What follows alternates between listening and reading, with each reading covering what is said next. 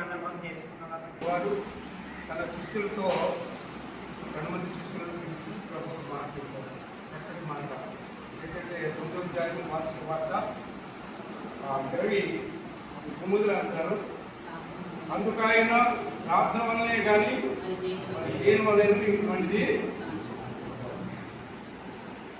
మనకు కావాల్సింది ప్రార్థన వల్లే అద్భుత కార్యాలు జరిగితే కనుక ప్రభుత్వం మాట బట్టి మన అందరూ జరుగుతుందిగా ప్రార్థన చేస్తున్నాము. థ్యాంక్ యూ మరి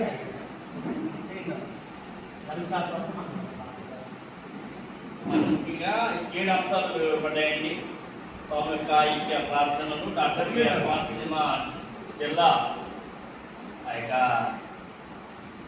అగాపే పాస్టర్స్ ప్రేయర్ ఫెలోషిప్ ఆధ్వర్యంలో అంటే మన ఆధ్వర్యంలో జరుగుతున్నటువంటి యొక్క ఈ సమయాన్ని బట్టి వారు ఇచ్చినటువంటి యొక్క ప్రార్థన అంశాలు ఏంటంటే దైవ సేవకుల సమైక్యత కొరకు ప్రార్థన చేయమని, ఐక్యత కలిగి ఉండడం కోసం ప్రార్థన చేయమని కోరారు. రెండవదిగా ఫెలోషిప్లో సమన్వయం కొరకు ఫెలోషిప్లన్నీ కూడా కలిసి పనిచేయాలనే ఉద్దేశంతో ఆ యొక్క ప్రార్థన అంశం ఇవ్వబడింది.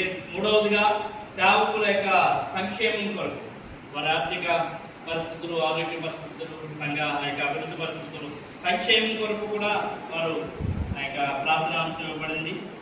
అలాగే 4వదిగా క్రైస్తవుల అనుకూల చట్టము అంటే క్రైస్తవులకు అనుకూలంగా ప్రభుత్వం నుండి ఆ యొక్క కోర్టు నుండి లేదంటే ఆ యొక్క చట్టము మనకు అనుకూలంగా రావాలనే ఉద్దేశంతో ప్రార్థన అంశాన్ని ఇచ్చారండి. ఆ యొక్క 5వ అంశం క్రైస్తవుల యొక్క సంఘ వ్యతిరేకుల ఆత్మరక్షణ కొరకు.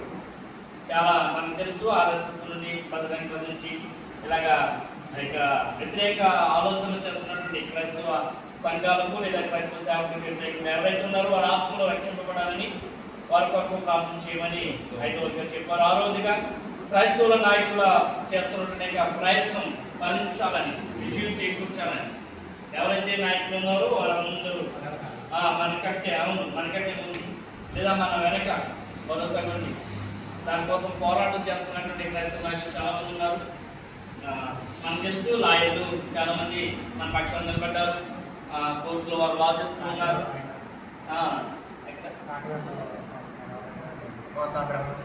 మోసాబ్రహ్మ గారు లాంటి యొక్క సేవకులు మన పక్షాన వారు పనులు చేస్తున్నారు. వారే కాదు చాలామంది ఆ యొక్క సేవకులు లేదా నాయకులు ప్రభుత్వం నుండి అలాగే మన మనసుల పక్షాన సమస్యల పట్ల పోరాడే వాళ్ళు ఉన్నారు. వారి యొక్క ప్రయత్నాల్లో విజయం కొరకు ప్రార్థించమని కోరారు.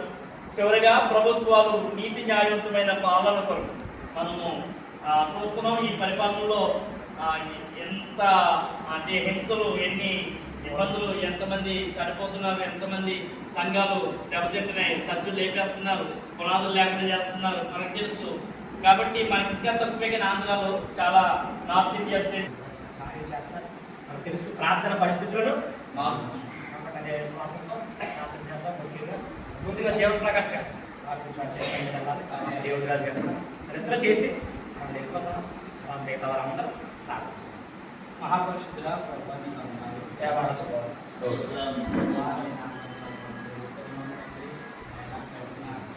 కాలమంతా కూడా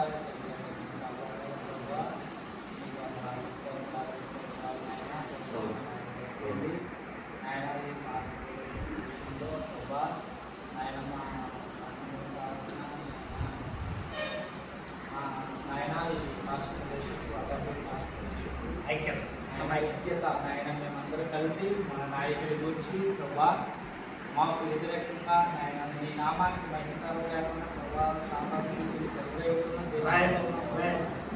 ఆయన శాంతి శక్తులు తీర్చడానికి మా నాయకులు ఎంతో కృషి చేస్తూ ఉన్నారు.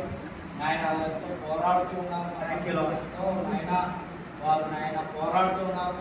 వారి పక్షమున ఆయన మీరున్న